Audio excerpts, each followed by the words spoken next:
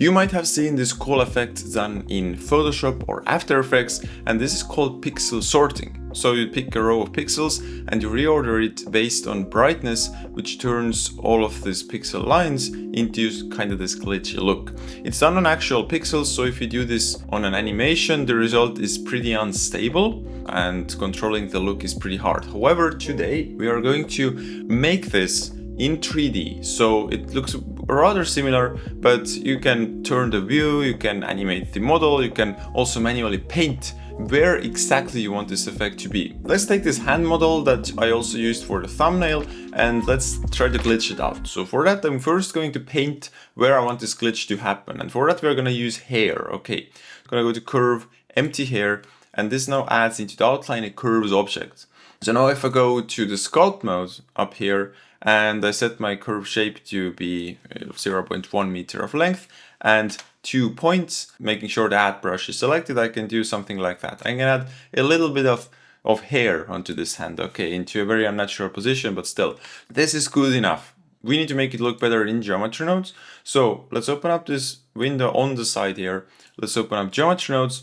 And what we need to do is to make sure these hair point downwards and are having the same length as they currently have. So for that, I'm going to make some space and I'm going to add those nodes here. Okay, let me explain what they do as well. We just need to turn this into number 1 and then it kind of does what it's supposed to do, but let me explain what it does. I'm also going to apply the rotation of both the hand and the hair, and now you see, well, this is how it looks. So let me explain. The first thing it does is that it has as input those small curves here.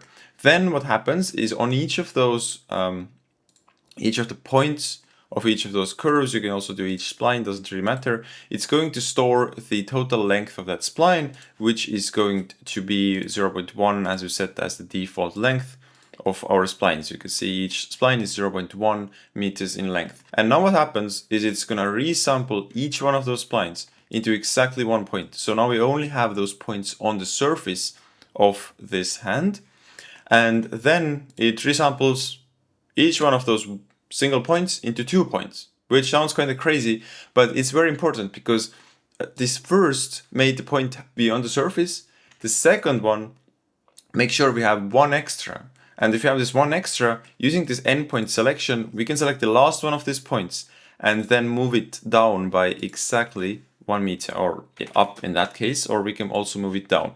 So you can see this is the basis of this glitch line. We just move the points down a little bit. Now, if you go and rotate this hand, you can see these lines do not point downwards anymore. And this is an issue. So we can solve this by counter rotating this vector here to the rotation of the object itself. And we can do this using nodes like that. These take the self object, which is the curves themselves, and from this self object takes the rotation, inverts that rotation, and then rotates whatever vector by this inverted rotation. So we're going to take this combine XYZ vector here, plug it here, and plug it into the offset. And now if you rotate this hand, you can see these curves always point downwards, which is super nice.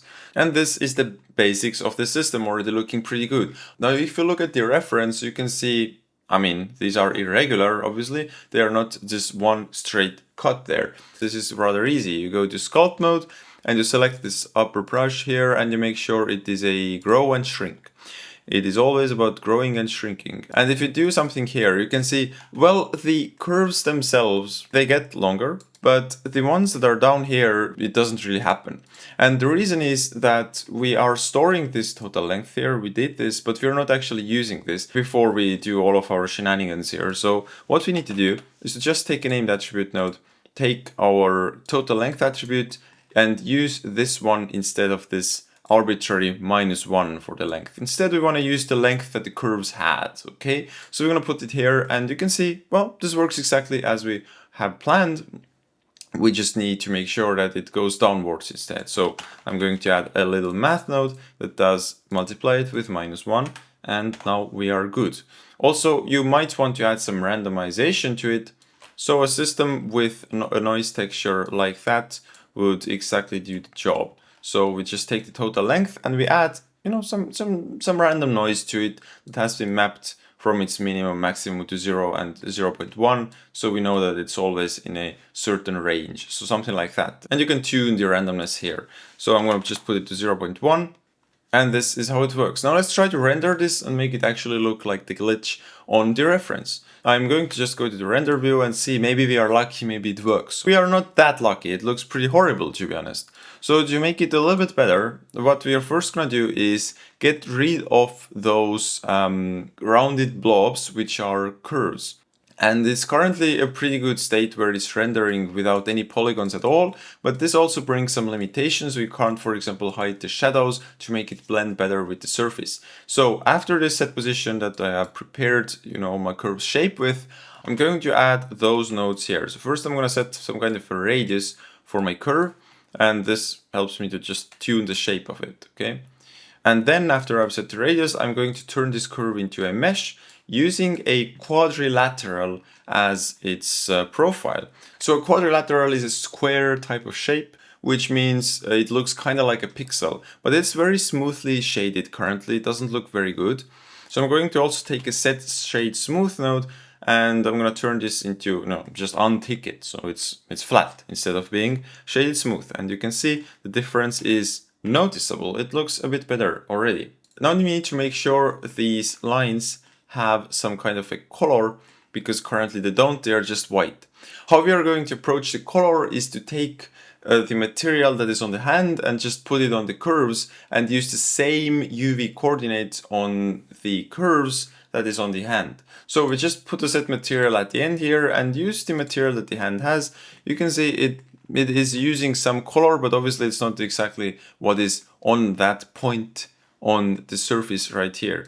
I'm going to tune down the world strength a little bit so we can understand what's happening. And now let's go to our shading and let's select the hand.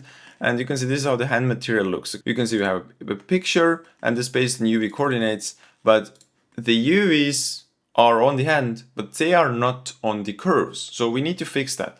So let's go back to our geometry nodes editor. Let's go out of the rendering view and let's go to the start where we have, stored total length here, and we are just resampling, okay? And here let's add such a setup, which is very helpful for getting a UV coordinate from a certain mesh. It first takes in those curves, and on each of those curves, each of those splines is going to store a 2D vector made of two components, X and Y, and it's called UV map. And the contents of this attribute are going to come from the nearest surface on a certain mesh, which is our hand. And which values are we interested in getting from the hand? We are interested in getting the UV map. Okay, so if we now go back to the shading and check out this UV map attribute, we should see it working out very well. So I'm going to go back to shading. I'm going to add an attribute and I'm going to type in here UV map and preview this, and you can see, aha, this works exactly as we have planned. Those curves are using the same UV map from the location where they are coming out. So this means they also carry the color from the points that are coming out. And I'm going to go to principal VSDF, and you can see, well, they don't have the color. And I got a little bit nervous, but this is because we are not using the UV map attribute. So we put it here, and you can see it works immediately. From where it's bright, it's using the bright color. From where it's dark, it's using the dark color. Perfect. Everything is looking as we have planned. And this looks kind of okay. Now, let's paint a lot of those curves on the surface. So I'm just going to increase the count per stroke. And now I can, do something like that. I can paint something on the surface. And then you can use the grow and shrink brush. Would you add some irregularity to them? Okay, this is already pretty good, but it's not blending well with the mesh, which is very important to make it look good. You know what's even more important? The sponsor of... No, I'm not sponsoring. I want to ask for your opinion, actually. The thing is, I'm making some software, and I need your opinion on that. It's a texturing platform you can access on artlets.co, and there you get a good library of tools, effects and textures that you can use to build materials and also texture 3D models. And you can share all them with a link. People put a link in the browser, they can see your stuff interactively. It works on Windows, it works on Mac, it works on Linux, Cross-platform. This is Artlets. I want to make the most fun and accessible texturing experience there is, and this is where you step in, because Artlets it's in a pretty good spot. You can test it, you can see what you think of it, but it's not like a truly excellent piece of software yet. So to get to that truly excellent level, there needs to be a lot of artists giving their feedback on it, coming in, bad normals, I need exactly that. This is very important to my workflow, and then we can go like, okay, maybe we should make this a reality, So if you're interested in accessible cross-platform texturing software, then you are very warmly welcome to our Discord server. You can come there. I'm gonna help you set things up so you can test Artlets out and tell me what you think about it. So the link is in the description. Thank you for your attention. Now let's go back to those curves.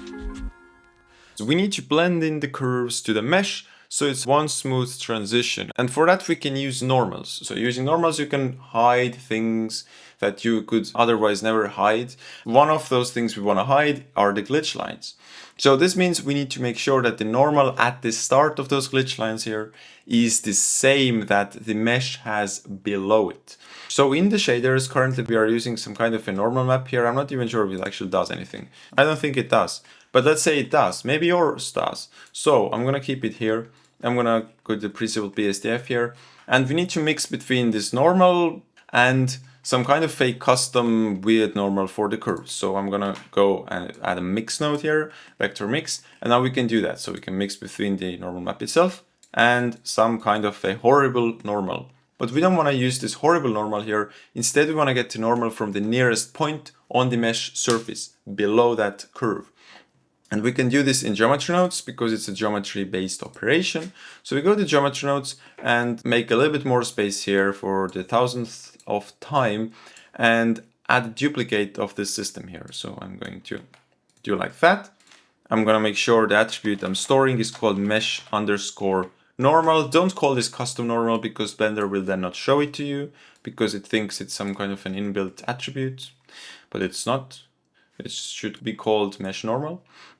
And I'm gonna get the normal from the nearest point on the hand surface. So I'm gonna just put the normal node here. So I'm gonna store, this was already a bit too German. I'm gonna store a mesh normal attribute, which is a vector on each spline, and its values come from the nearest surface point on the hand object, and from that nearest surface point I'm interested in pulling out some normal. So this is the system, how it works. We go back to shader and we select these, where are they? Here.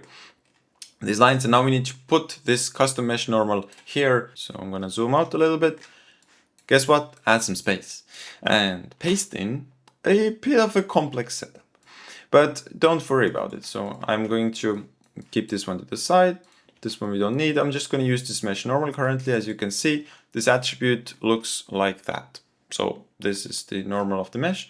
And I'm going to plug this instead of this horrible custom normal. And now if we do something like that, seemingly has an effect on it. But we don't want to do this throughout the entire length of the strand because sometimes it gets weird shading artifacts because it's a bit of a sacrilegious way of doing stuff. So we don't want to really do that. So I made this little thing here on my free time that does so that it uses the, it uses actual attributes that we haven't made yet. So I think I kind of messed up a little bit here, but don't worry. So the idea is that we want to use them only at the start of the curve. We want to do this mixing, and at the end we do not want to do this. And we also want to do this only on the curve lines. So this means we need two attributes. We need to know how far is a certain point on each of those lines, and we need to know if this is a pixel line in the first place. So let's open up some geometry nodes for us and let's add those attributes, and then let's come back. So I'm gonna go to the end here, just before curve to mesh. I'm going to add some space here, and let's store 3 attributes here on each point of those splines. We have stored on each point the factor of that curve. We have stored the length of that curve. So the length is from the start of the curve, how far are we, like in meters, centimeters, the absolute numerical length, and the factor is a percentage. So are we at like 0.5, which is like 50% in the middle, or like 0.1 or 100%? You know, this always, for example, helps us target the center of the curve. And then at the end, we just stored, you know, a true or false attribute on each spline that is called isPixelLine, which is like, is it or is it not? So to be or not to be. And we are going to use those attributes in the system. So first we're going to take the length. As you can see, this gives us, okay, this is the start of the curve. It goes to be a longer and a longer curve. And we're going to map this a little bit. So we're going to make only the start have this white value.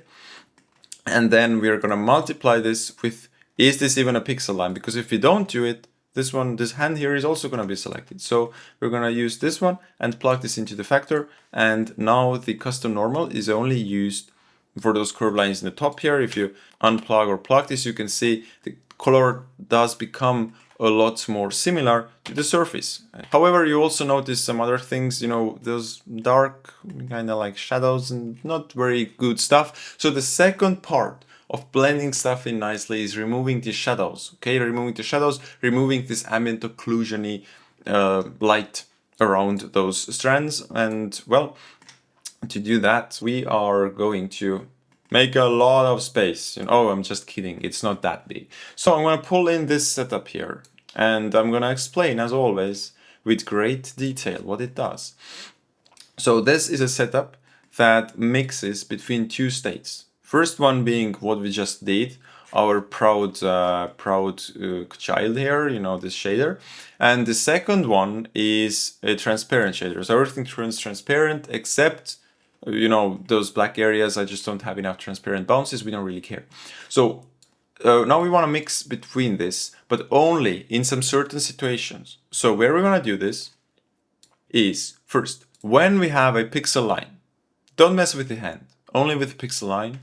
And then we want to do this only at the start of those pixel lines. So we multiply those two together, ignore this one currently. And you can say, okay, this is the mask. Only at the starts of those pixel lines, we want to do this, maybe not so much. So something like that. And here's the key component, the secret sauce. We want to only do this if the ray that is doing its rendering adventures here is a shadow ray or a diffuse ray.